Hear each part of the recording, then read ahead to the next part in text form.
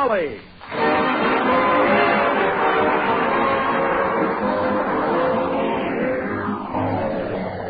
The makers of Johnson's Wax and Johnson's Self-Polishing Glow Coat present Fibber, McGee, and Molly, written by Don Quinn, with music by Billy Mills Orchestra, and featuring tonight a very special musical score written by Ken Darby, arranger and director of the King's Men.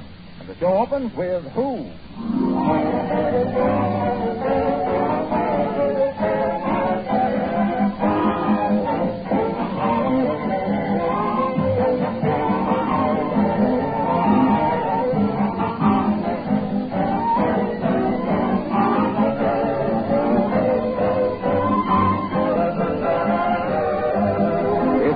Instrument like a thermometer for measuring increased activity and hustle and bustle around the house, it would certainly kick over the traces in this week before Christmas. What with shopping and cooking and tree trimming and being an air raid warden besides, there's certainly lots to be done. But in spite of how busy you are, you still want your home to look its best for the holidays. Have you ever stopped to think how useful wax is at such a time? Truth is, if your floors, furniture, and woodwork have been regularly protected with genuine Johnson's Wax, that special holiday cleaning can be done in short order. A quick dusting and polishing, a touch-up with wax where needed, and your rooms are glowing with mellow beauty, ready for the visits of your family and friends. For over 50 years, Johnson's Wax has helped brighten homes at the Christmas season.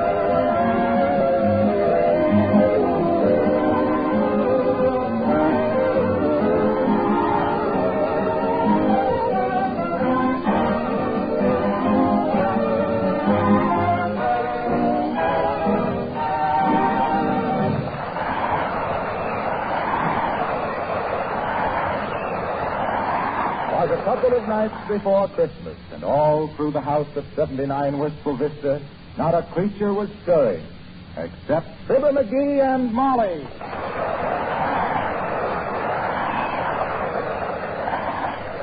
McGee, I don't like to seem repetitious, but hadn't you better get your Christmas shopping done? Oh, Christmas shopping.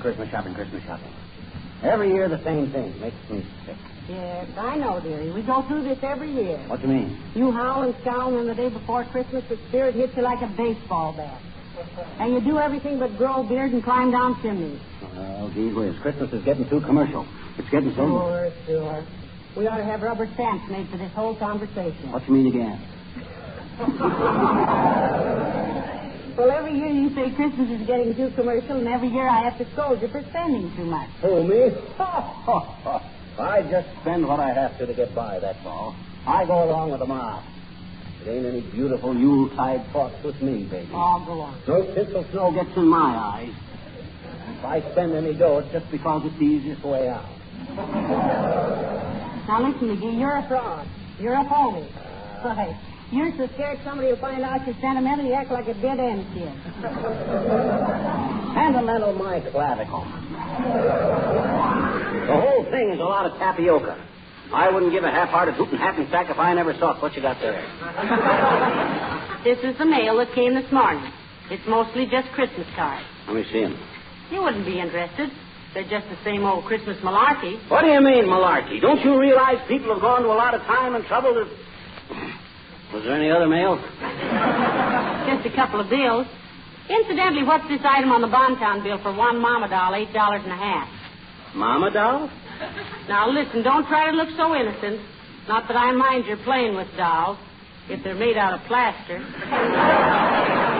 But you certainly didn't buy this one for me, did you? No, I bought that for the little girl across the street. Oh, I think that's very sweet. It was not sweet. I'm giving it to the little pest as a bribe to stay out of my life. Oh. It's strange how much she annoys you, isn't it? I never saw such a little nuisance. Always butting in where she ain't wanted. I know. You hate her so much that last year you gave her a $2 Valentine. You gave her a white rabbit for Easter. Well, Took her to the circus twice. Spent 3 days fixing her tricycle, and you did card tricks through her bedroom window when she had the mumps. Well, that don't mean I like her, does it? Doesn't it? No. That was an old Valentine that had been kicking around here for years. I gave her that rabbit because I thought it would annoy her old man. I fixed her tricycle so she could go someplace else besides around here. And I took her to the circus because they always give kids better seats than they do grown-ups, and I was taking advantage of her helpless condition to practice my card tricks. And she never caught on. Thought I was doing it all for her. Come off it, dear. You're not fooling anybody. I ain't trying to fool anybody. All I'm saying is that Christmas has lost its meaning. It's got so people don't... Come in. Hello, Mom. Hiya, Skimp. Well, if it ain't Billy Mills, the poor man's Toscanini. Hello, Mr. Mills. Come on in, William, my boy. Hang your hat on a hickory limb and don't go near the piano. What's confusing with the music, kid? Just stopped in to wish you a Merry Christmas. Ah, Merry Christmas, blah. What's merry about it? Walk your wedgies off in the slush to find a lot of junk for a few mugs that won't appreciate it. Hanging a ton of gewgaws on a pine tree that look better in the woods. Scratch your hands all up on a handful of holly to hang in the window so you can stick yourself in the eye with it when you look out to watch the mailman breaking his back with a sack full of silly Christmas cards. Merry Christmas, blah. And a Happy New Year.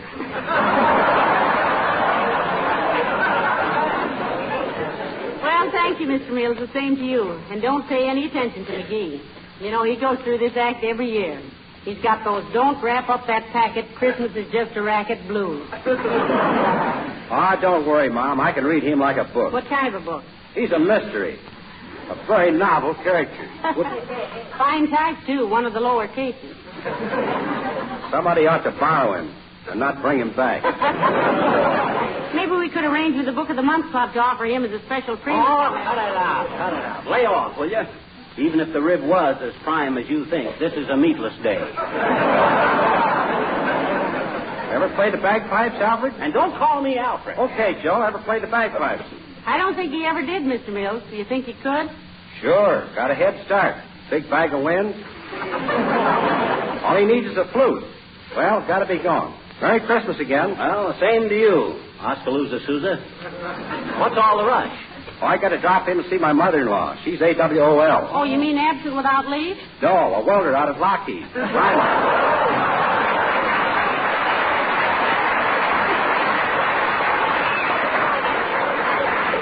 Isn't he a wonderful band leader, McGee? Ah, band leader, my clavicle. I think all of them are just a bunch of fakers myself. You ever see a musician looking at the leader? No. They don't know whether he's beating out a march, a polka, a waltz, or just swatting flies. Well, then what keeps them together? That check at the end of the week. Confidentially, one of them guys told... Oh, I wonder who that could be. Probably somebody else coming in to wish us a Merry Christmas when all they really want to see is if you ever got those new curtains for the dining room. Well, I didn't, and the same to them. Come in. Hi, mister. Uh-oh. Now, this is all I needed today. Sis, why don't you take your little sled and go out on the pond in the park? Oh, there isn't any ice on it, mister. Yes, I know. Hey, don't be like that. You were young once yourself, you know. Well, I wasn't that young this long. Be very tactful with him today, little girl. You know, his Christmas spirit is later than usual this year. Well, doggone it, the whole thing is a very foolish arrangement. Why, mister? Why, the idea of having Christmas come right in the middle of the holidays.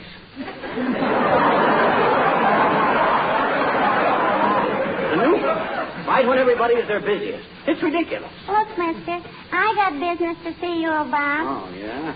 You like to hear children sing Christmas carols, Oh, sis, there's nothing I love more than to have a little group of childish voices stand outside my window and blast their melodious little brains.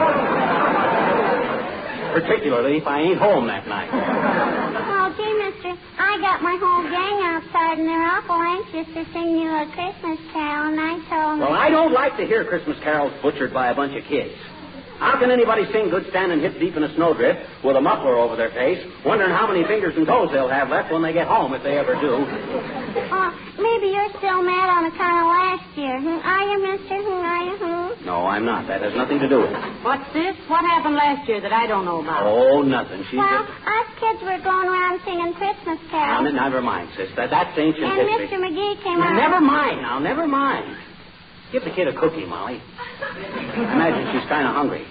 Hey, sis? Oh, gee, thanks, mister. Anyway, Mr. McGee came out while we were... Sis, I told you nobody was interested. Now, let's just drop the whole subject. What kind of a cookie you want? Any kind, thanks.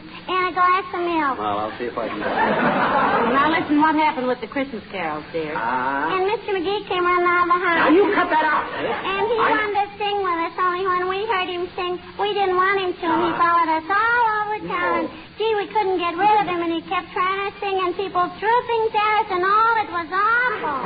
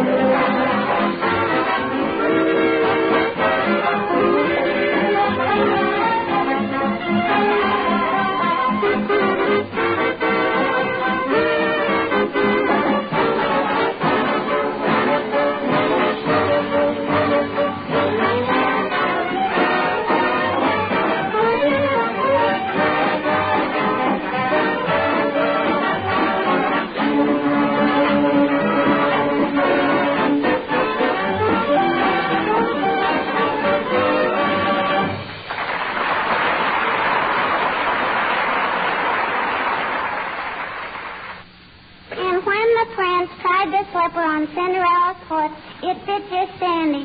And he said, gee, kid, you're cute. How'd you like to be a princess? And she said, oh, boy, and write testimonials for cold cream. And they got married and lived happy ever after. You want to hear another one, Mr. Ho? Once upon a time... No. That's enough, sis. Thanks anyway. You told me at least 14 of them. Are you sure you don't want to hear any more? I'm positive, sis. Okay, then get off my lap.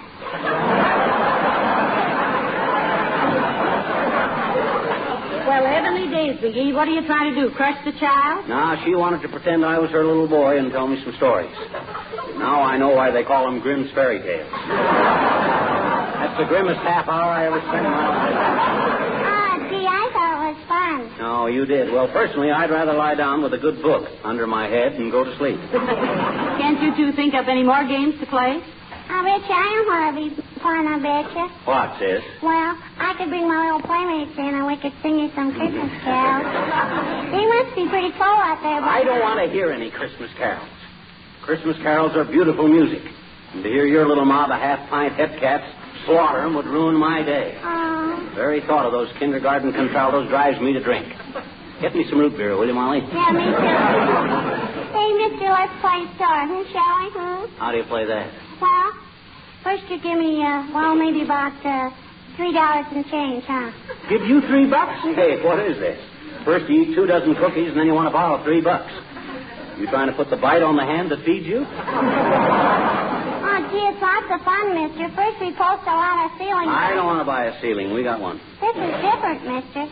Us storekeepers have got to post ceiling prices so people won't have to pay too much for stuff, and it keeps the cost of living down to a reasonable level, and the prices won't go pig wild. Oh, hog wild. You know your own habits best, mister. Anyway, we got to keep prices from getting out of hand for the merchandise that's getting scarce, so after the war we won't have inflation, you see. Hey, aren't you getting a little out of your depth, sis? What do you know about economics? Oh, my daddy told me. Oh, I see. Yeah. We had a little heart-to-heart talk last night, you know. Oh, I see. Yeah, he says I'm at the age where I ought to know certain things. Oh, yeah. Like not paying 10 cents for a lollipop that's worth only 5 because then I'm bidding against somebody that can only pay 5 cents for a lollipop. Besides, spend an extra nickel, it ought to go toward a war bond, which will help pay for the war and give me a nest chicken afterwards. You mean a nest egg? By that time, it'll be a chicken. Well, be that as it may or may not be or not, sis, we won't play store. I got a better game. What, mister? Scoopy. Did you ever play Scoopy? What on earth is Scoopy? Oh, it's a wonderful game. How do we play it, mister? Well, it's like this. You run home, hide in the closet, and put your hands over your eyes and count up to 79 million. Oh, and then what? Now, by that time, we'll both be so old we'll have forgotten what we started out to play. Which is the object of the whole game. Now, I'll get your hat and coat, and you... Hello, folks. Merry Christmas. Oh, hello, little girl. Hi, Mr. Wilcox. Hi. What did you... I haven't got time to stop and talk. Just wanted to leave this little Christmas gift for Molly. Well, heavenly days, Mr. Wilcox. You shouldn't have done. Oh, it isn't very much. And don't open it before Christmas. But I think it's something you'll like. I got one for you, too, Junior, but it ain't wrapped up yet. Oh, that's okay, pal, anytime. Remember, Molly, don't open that package before Christmas because I want you to be surprised. I promise, Mr. Wilcox. My, it's wrapped beautifully. I wrapped it myself, especially for you. Shake it, Molly, and see if it rattles. I bet you that wouldn't be fair, I bet you. Of course it wouldn't. I want it to be a surprise. You just put it away till Christmas. Oh, I think I'm going to love it, Mr. Wilcox. I know you'll love it because millions of other housewives do because it's so easy to apply and shines as it dries to a beautiful mirror-like polish in 20 minutes or less and saves hours of housework, to say nothing of eliminating old-fashioned floor scrubbing. And, boy, what it does for the looks of your kitchen linoleum is amazing. But I won't say any more. I might give you a hint. Merry Christmas, all of you.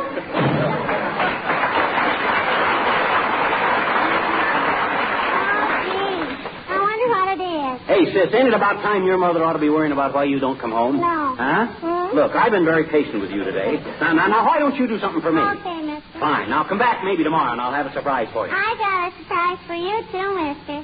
I got some little friends outside here waiting to sing your Christmas. Doggone it. How many times I got to tell you I don't like kids singing Christmas carols? I don't want to hear any. I'll get it, dearie. Well, if it's this little girl's mother, Molly, tell her yes. She'll be right home, I hope. 79 Wistful Vista, Molly McGee speaking. Long distance. Yes, I'll hold the phone. Yes, Oh, is that you, Myrtle? Hey. That's no fair. How's every little thing, Myrtle? Well, what's that? It is, huh? Who, Myrtle? Your brother? I hope it ain't funny. Went fishing through the ice, huh? Well, isn't he the lucky one? What'd he get, Molly? The cherry out of his planter's punch. What'd you say, Myrtle? Yes, I'm ready. Hello? Well, for goodness sake, you're the last person in the world. What? Yes, he's fine. Who is it? Oh, yes, indeed. We'd love to see you. Yes, do. And plan on having dinner with us. Hey, wait a minute. Oh, we'll be delighted. Well, thanks for calling, and we'll be expecting you next week. Goodbye, Mr. Gildersleeve. Gildersleeve? I bet you I remember him, I bet you. He's the man who always laughs with his stomach. Yeah. Speaking in the vernacular, we call that a belly. McGee. Never mind. Mr. Gildersleeve says he's coming to visit us next week, and he'll be here for dinner. Boy, ain't it wonderful and strange what some guys will do to get the extra pat of butter these days. But I'll be kind of glad to see the old blimp at that. Oh, dear. Come in. Oh, gee, it's Mrs. Uppington. Hi, Miss Uppington. Well, hello, little girl. And good afternoon, Mrs. McGee. And Miss McGee. Hello, Abigail. Hi, Uppy. Won't you wiggle out of the minx and drape the frame on an orange crate for a spell? Oh, thank you, no, Miss McGee. I just dropped by to wish you both a very, very Merry Christmas. Well, thank you, Abigail. The same to you. And take that sour look off your face, McGee. Well, doggone it, I guess he doesn't like Christmas very much, Miss Uppington. Well, is it my fault that Christmas ain't what it used to be? It's too commercial. My gosh. Oh, McGee. He doesn't mean a word of it, Abigail. He's just an old softy who's afraid somebody will find out about him. I never know such a thing. You are too, I bet you. You gave me $10 on account there's some little orphans in school who won't have any... You keep out of this, sis. Okay. You don't have to hurry away, do you, Abigail? I was just going to make a pot of tea. Oh, no, I can't stay, my dear. You know, I still have 2 days' work as Santa Claus at 14th and Oak Street. Oh, now, it's been such fun, really. Quite an experience. That costume and the beard really fools them, eh, Uppy? Oh, they really do, Mr. McGee. I've been a Santa Claus for 2 weeks now, and I've been given 23 cigars, 7 hot tips on the races, and business cards from 2 coffee leggers. Oh, well, it's been a rich experience. I feel younger every day. And as Mr. McGee will probably say after I leave, no one can stand it better than I. Well, Merry Christmas, all.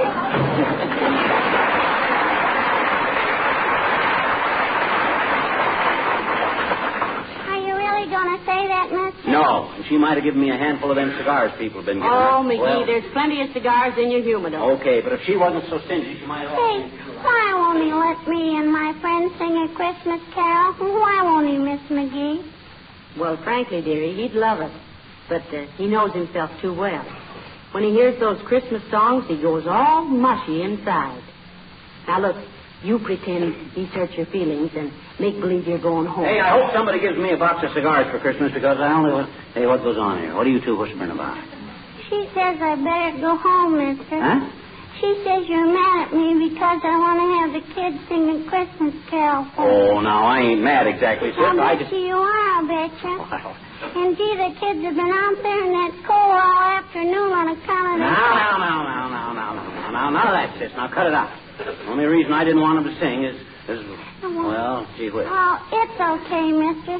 I know how you feel. Thanks for the cookies and thanks. Hey, don't rush away like this, sis. My gosh.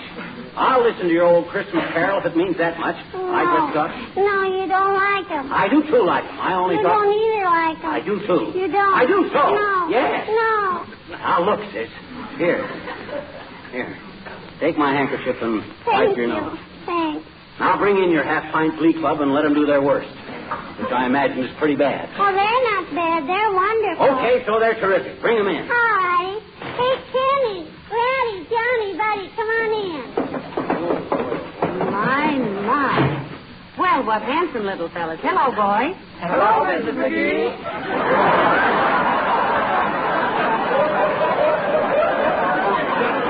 What you going to give us, kids? The night before Christmas.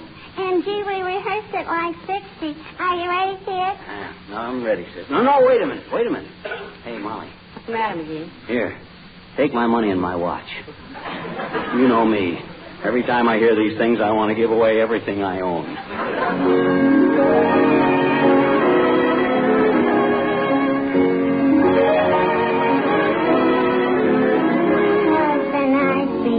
Christmas and all through the house, not a creature was stirring, not even a mouse.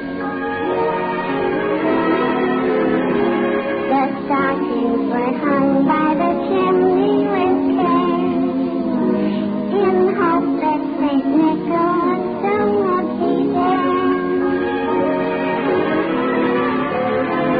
The children were nestled all snug in their wee little bed, while visions of sugar plums danced in their wee little heads. Mama in her kerchief and I in my cap had just settled down for a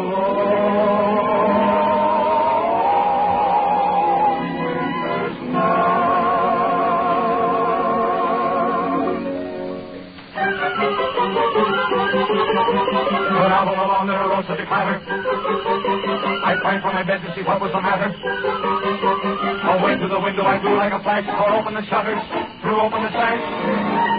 Then, what to my wondering I should appear but a miniature sleigh and a tiny reindeer. With a little old driver so lively and quick that I knew right away that it must be St. Nick. All bundled in fur from his head to his foot, old Santa was covered with ashes and soot. I drew in my head and was turning around, when down the chimney he came with a bow.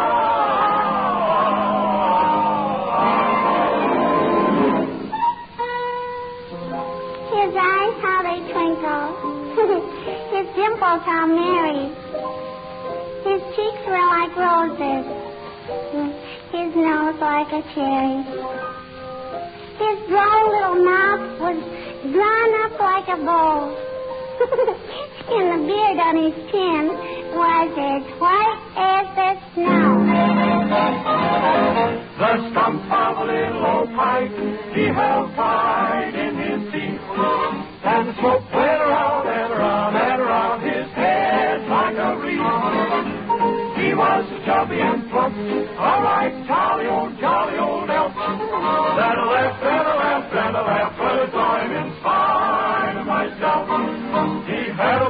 face. Ho, ho, ho, and a little round belly. Ho, ho, ho, that shook when he laughed. Ho, ho, ho, like a bowl full of jelly. Ho, ho, he gave me a wink of his eye and a twist of his head. A chuckle and a smile I knew all the while I had nothing to dread. He spoke not a word, but went straight to his work and filled all the stockings. Oh, boy. And turned with a jerk.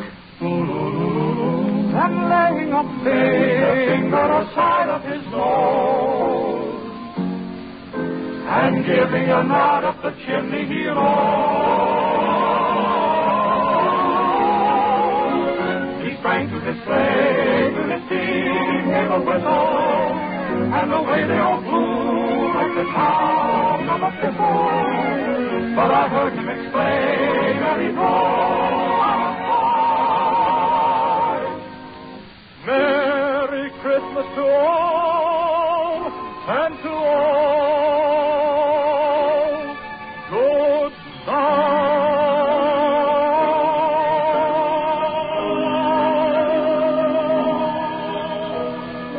Oh, is it gone? 'Tis the night after Christmas, and all through the house, not a creature is stirring, not even a mouse. The presents are scattered and broken, I fear, and St. Nicholas won't come again for a year. The children are nestled all warm in their wee little beds, while memories of sugar plums dance in their wee little heads. Mama in her kerchief and I in my cap are settled at last for a long winter's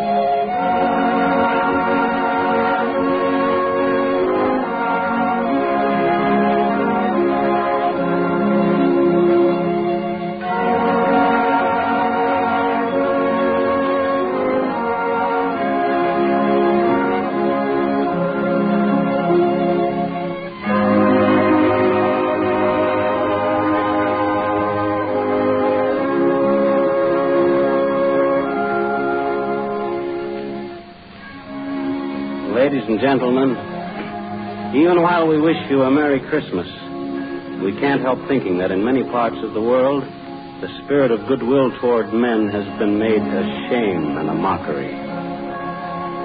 But there'll be other Christmases.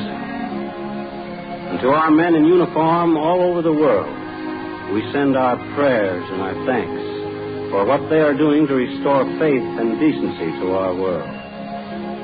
To them we say thank you and God bless you.